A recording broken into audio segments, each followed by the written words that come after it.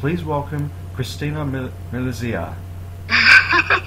Thank you. Cristina Milizia or Cristina Milizia. Either one, doesn't matter. Thanks for having me. That's no problem at all. And how are you?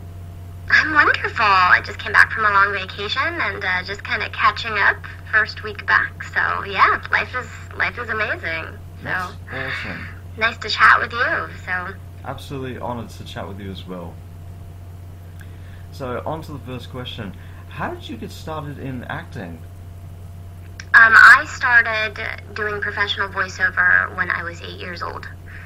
My parents are both performers, and they're both actually classically trained singers. My mom now has a PhD, and my dad has a master's. They're complete vocal nerds, if you will. And my mother was getting into voiceover, and so she was going on auditions, and there was one in which they just wanted a younger voice. So they asked if I wanted to try, and that was the very first job I ever did. I auditioned for it, and I got it. So that was it. And after that, they just kept calling me. So it was just a different age. There was no internet at that time, so finding child talent was, just a little bit more difficult then. And I am bilingual. I speak Spanish and English, and I sing, which was just all very useful for toys and games, which was the primary work I did for the first 15 years of my career. So fantastic. And what was that first voiceover role that you did? It was for a game. It was a computer series called Reader Rabbit, and it was done by the Learning Company. And I was a little mouse in it. And the person who cast me, his name is Ned Lott, and he went on after that to discover many voice actors, actually, and then eventually did all of the casting for Disney character voices and Miyazaki. So he's just a brilliant casting director, and he's the one who started it all for me. So thanks, Ned, wherever you are. Big shout out to him as well. That's awesome. And when you mentioned about the Reader Rabbit character, I'm just thinking right now, I think I know which one you're talking about. That's Maddie, isn't it? Yeah. Yes. Oh, look at you knowing your Reader Rabbit characters. I've actually got one of the PC games of Reader Rabbit, actually, which I think was I'm not sure which game that was, but I think came just a little bit later on and something. But what was it like doing that role? To tell you the truth, I don't remember. It was so long ago. I was so little. I really don't remember. I just remember having fun. That's awesome, though. And one of the series that you're probably best known for is the Monster High series, as the voice of Monica Decay, Marisol Cox. Right, Monica Decay, Marisol Coxy, or Mari Coxy, and Patsy Claro, right, which are all Hispanic monsters. Right. Apologies to anybody out there who are Hispanic that are listening for butchering these names quite a bit. So. You're fine. They're not exactly easy names to pronounce. Marisol is a Peruvian monster, and she was the very first one that I ever voiced. And then Patsy Claro was next, and she was from Costa Rica. And then Monica Decay, they wanted her to be from South America, so I just gave her a Peruvian accent as well. Right, so. Right. How did you get the roles, and what was it like playing those characters and in Monster High? I got the very first role of Marisol through a recommendation. I didn't get the role, but I was allowed to audition for it. I do a lot of work for Mattel, and Mattel is actually the producer of the Monster High series, along with Ever After High, which are both, they're both on Netflix and on the internet. But I've been working for Mattel for a long time for a character called Little Mommy. It's their little baby doll line. So I do all the little baby voiceover for them in English and Spanish, so it's for the US and for Latin America. So I had been working for them on that project for a couple of years, and then they just happened to know that I was Peruvian, and I'm not sure how that came up, but because I guess I was doing their Latin American stuff, so they just knew that. And at some point, Mattel for Monster High was looking for a Peruvian character, and the producer that had worked with me said, "Oh, I know a voice actor who's Peruvian," and so that was that was it.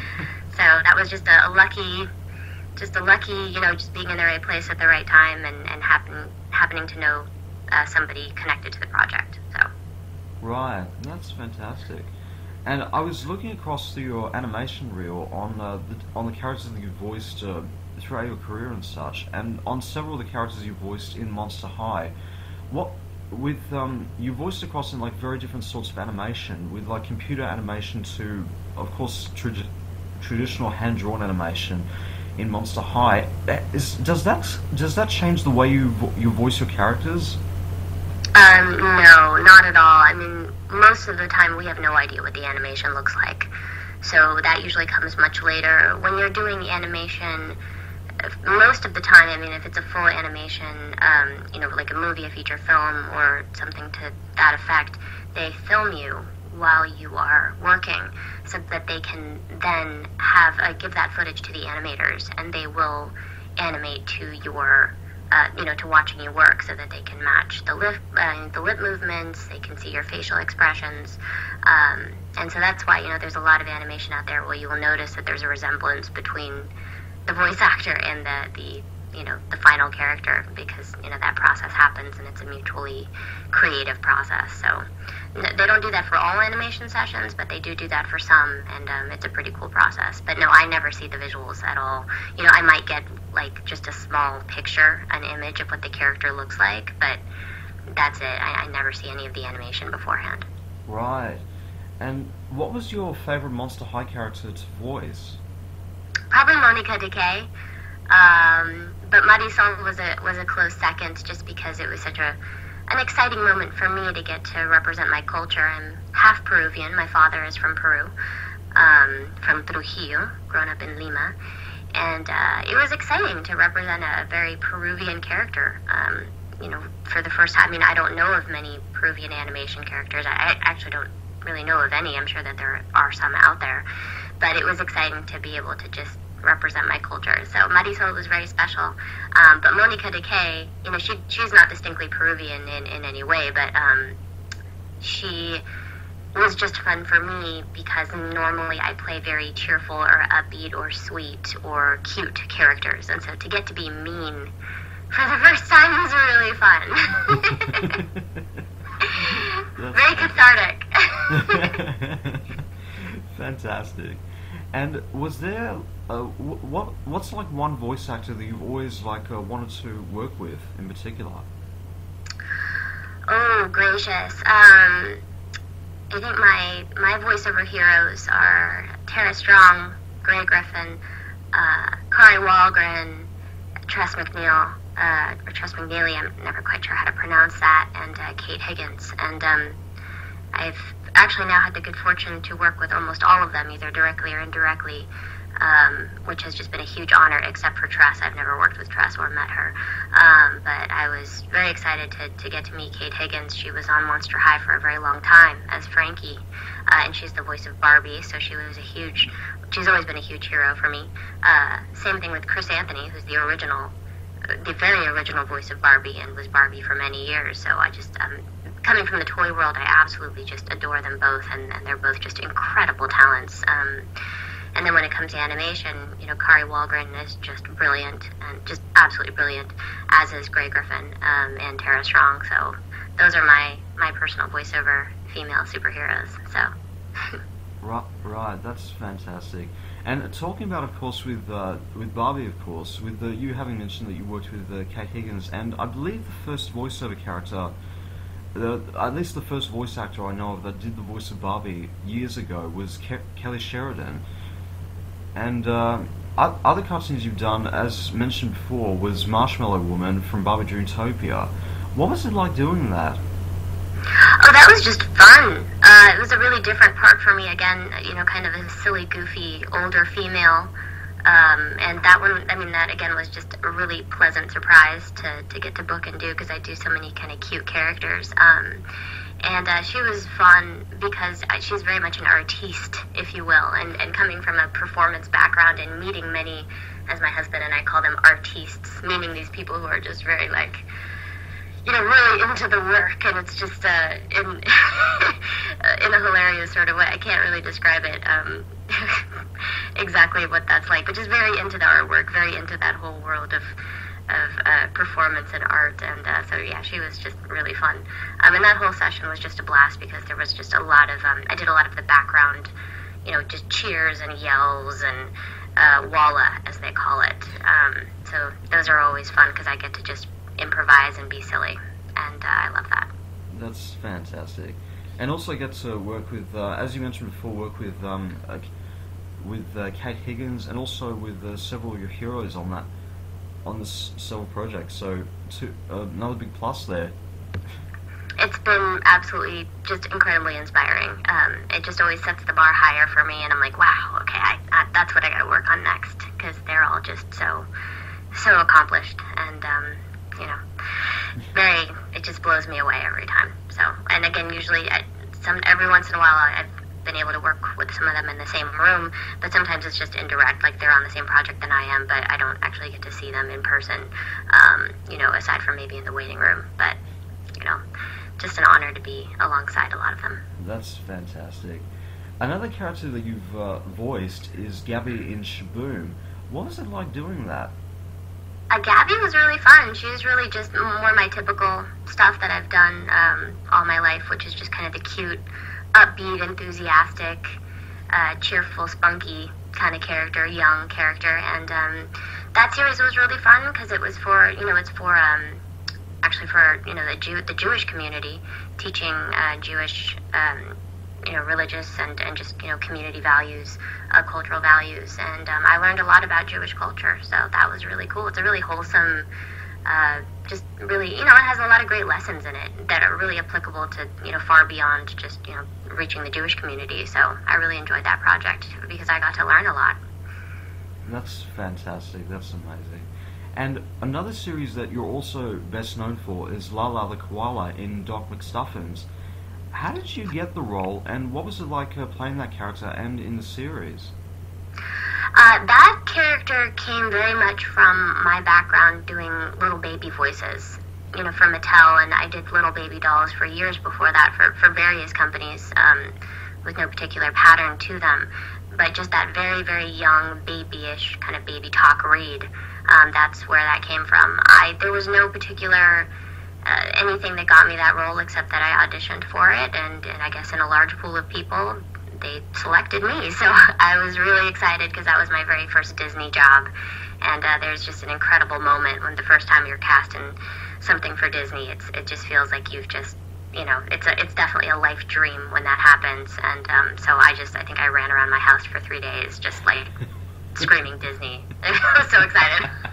And that one was just a blast because it was sort of what I had done for so many years, but this time for animation, and in a way that I could see, visually and keep. Toys you can buy and you can keep, but they definitely get older. It doesn't kind of have the same kind of lasting quality that animation does. I mean, I guess you can make a reel of different toys, visuals of them, but a toy is alive in such a different way. I mean, it has to physically be right in front of you, and animation can cross so many other mediums. So that's what I loved about doing that part. That's absolutely fantastic, and you're absolutely right about animation, how it can cross into different sort of into different sort of fields in some way, and that's really, really amazing. And speaking about, of course, with Doc McStuffins, there have been several articles that have been going about with the future of the series in that. How do you feel about what's been going on with Doc McStuffins? Tell you the truth, I'm not really very aware of any of that. I haven't really been following it. I work when they call me, and when I'm not there, then I do other stuff. So I'm not really. I think as a voice actor, one of the biggest challenges is never getting too attached to any one project. You can be proud of it and excited to be a part of it, and honored to be there for the moment that you're there, but getting too attached to any one role or being a part of anything for, in a long-term way, you kind of have to let go of, because branding and projects and different types of series, they all go away at some point, there are talents who get to be in a role for years and years and years and years, but at some point, not through any fault of the voice actor or the company or anything. It's no one's fault. It's just that things evolve and they change and they make way for new things and new voice actors and new talent, and that's just life. So when I work on a project, I get very grateful and excited to be on what I'm doing at that moment and for the time that I'm allowed to breathe life into that character. And beyond that, I just move on and keep, just enjoying the things I get to be a part of, and I try not to get too attached, because you just never know what's going to happen to it, and it's too easy to judge yourself in those circumstances, and most of the time it's something to do with, the company is changing, the brand is changing, they want to go in a new direction, they want to, make way for this new thing that they think is going to be exciting, so, there's no reason to get too wound up in that, because it really has nothing to do with me, and my job is just to do a good job while I'm there. That's fantastic. That's really good to hear. And one of the other voices you've also been best known for is the Laughing Cow mascot in the Laughing Cow commercials. What was it like? What was it like doing that? That was just fun. I didn't really have to. I mean, obviously you do the work, but that commercial, that national commercial series. I mean, there's a couple of them. Very much my normal voice, and so that was really just nice and relaxed, because I didn't, they wanted it to feel I really didn't have to affect much at all. It was really just me talking the way that I talk, and that was appropriate for their branding, so I just had a blast. It was really fun. That's fantastic. And I was looking across through your IMDb page, and it said that you voiced in the League of Legends video game. Is that true? Yes, I am actually 3 characters for League of Legends.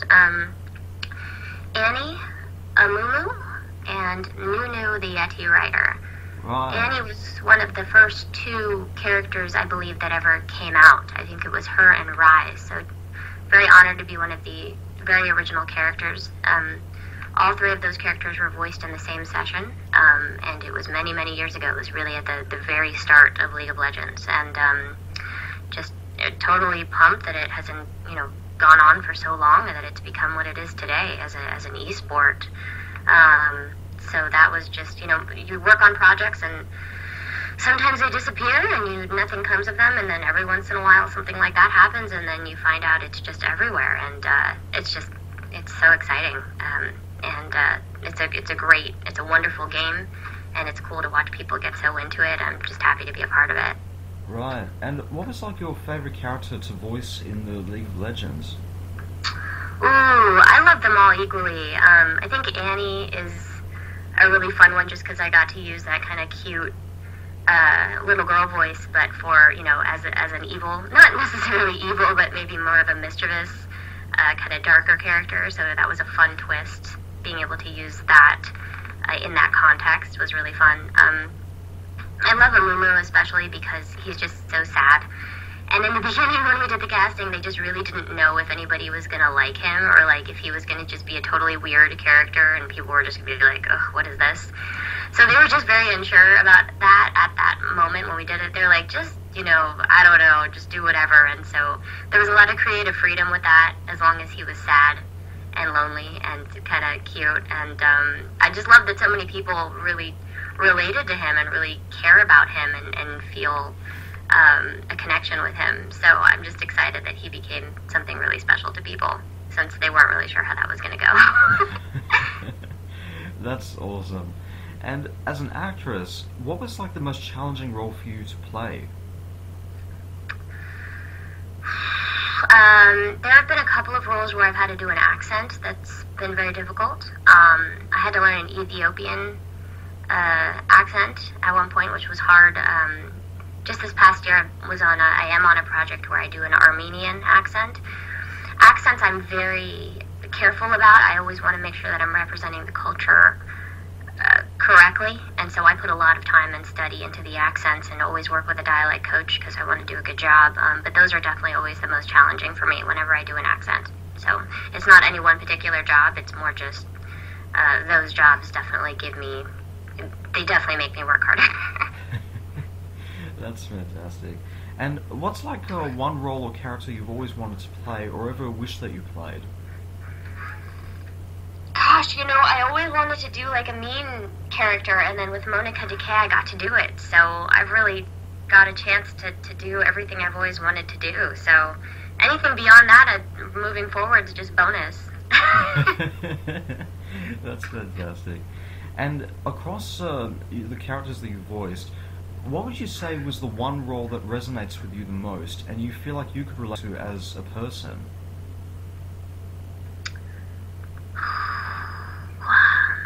I don't know, to be honest. I think every role I do, you put a little piece of yourself in there most of the time. I don't think there's any one that was closer to me than any other.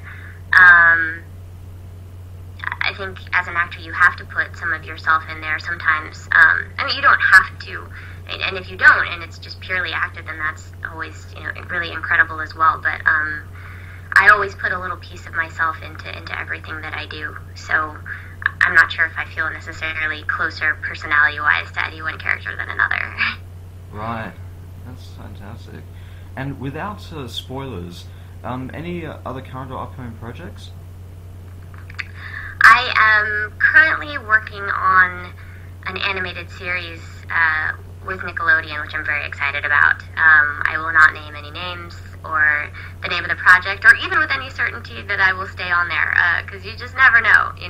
There's so many times when you work on something and you get all excited about it, and then it just never happens, or at the last minute they decide to cast a boy instead of you, or just something weird. You just never know. So I never count anything as certain.